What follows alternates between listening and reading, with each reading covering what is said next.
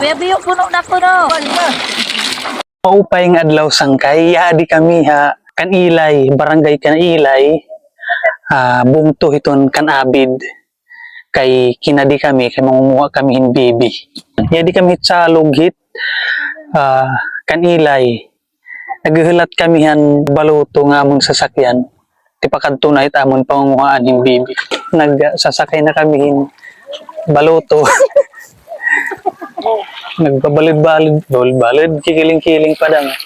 Manunguha kami hin bibi dito sa tabok. Nagtatakan lang kami kay wala nam dara nga bugsay. Hindi na kami harani na kami tamon destination.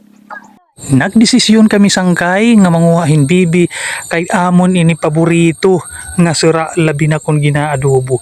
Huhay hinrasa ba?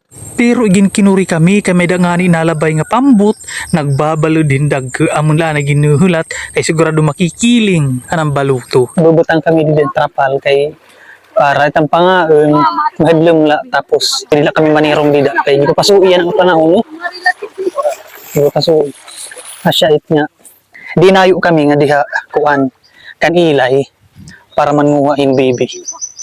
Dadamang unam. Kay it bibi oron kagirasahi iti inaadobo. Gupay ti diyo. Kuan it biyo. Nagukay lang siya sa baras.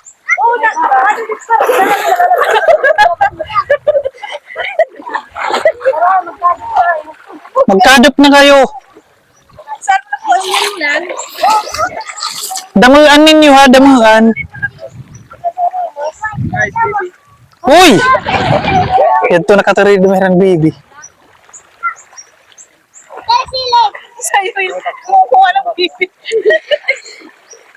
Panikap, tidak panikap. Ganya di ngayon sangkay tamon very supportive nga bayaw ngan umagad ikuya biyo asiyo hitkan aved. And of course nagbalon la kamihin pagkaon nakapag-provide ang anak ni Kuya Biyo Ate Jocelyn nga taga Kanilay hin pagkaon may da pa namon adobo nga sira ngan syempre may da luto para mapeul ganahan hit pag kinadep-kadep hit pag pinanguha hit bibi. And at the same time banding na daman hit amon family magkamay-ada naman la kamihin sinisering nga barakasyon kun habaga. So asyait nga nagdesisyon kami di naman tamon target Kanilay para malibang itamon sarili. Asyain siyang kay itamon pinangunguhaan ni bibi pinili la kami han kababuan kay diri man kami mga lerup, diri man kami mga langoy, bayin kami alams na. Salit pinili kami di Kanilay.